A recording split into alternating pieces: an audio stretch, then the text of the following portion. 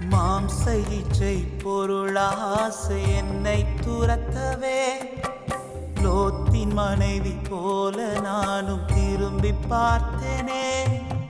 மாம்ச இச்சை பொருளாசை என்னை துரத்தவே லோத்தின் மனைவி போல நானும் திரும்பி பார்த்தேனே. துளி விஷத்தை மனதுக்குள்ளே அனுமதிக்கவே உட்புதருக்குள்ளே விளைப்பயிராய் தடுமாறினே.